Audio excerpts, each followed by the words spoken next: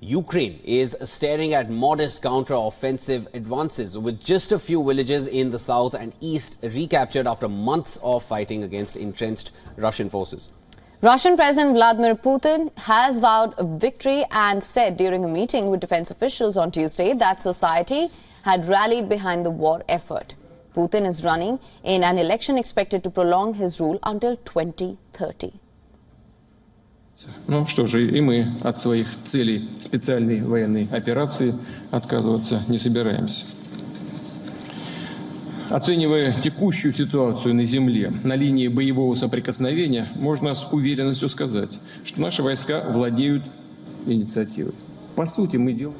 Since the offensive began in 2022, Kremlin has outlawed any opposition to its assault on Ukraine, which is presented as an existential fight against the West.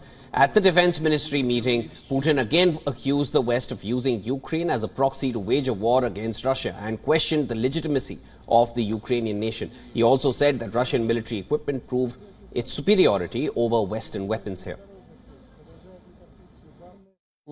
А где нужно, мы улучшаем свои позиции.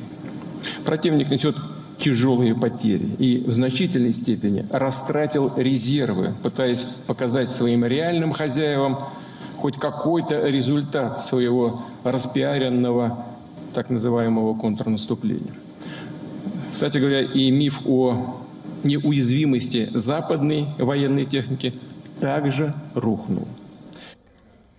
The front line has hardly moved since the Russian threat retreat from Kherson in 2022, but Moscow's troops are on the offensive again. Volodymyr Zelensky said on Tuesday that there was no end in sight to Russia's invasion of Ukraine as fatigue builds among Kyiv's allies nearly 2 years into the war. Zelensky said he had turned down a request from the military for now to mobilize as many as 500,000 Ukrainians for the army.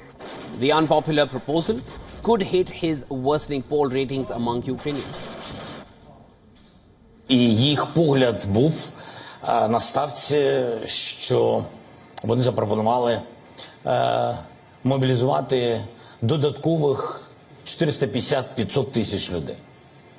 Це дуже серйозна цифра. Я сказав, що мені потрібно більше аргументів для того, щоб підтримувати цей напрямок, тому що це питання, перш за все, людей. Друге, це питання справедливості. Це питання... Last week, Zelensky embarked on a tour of Western countries to make the case for more military and political support. But he failed to convince the US Congress to immediately approve $60 billion in support, while in Brussels, Hungarian leader Orbán blocked an aid package of around $55 billion. The Ukrainian president said, and I'm quoting here, "I'm confident that the United States will not betray us." Zelensky was facing growing discontent before Russia invaded, before becoming the global face of Ukraine's resistance. Now, he is again feeling political pressure at home. Recent polling shows the number of Ukrainians who trust Zelensky has dropped to 62% compared to 84% just 1 year ago. Back then, Kiev's forces were celebrating gains in the east and south. Служба безпеки України здійснює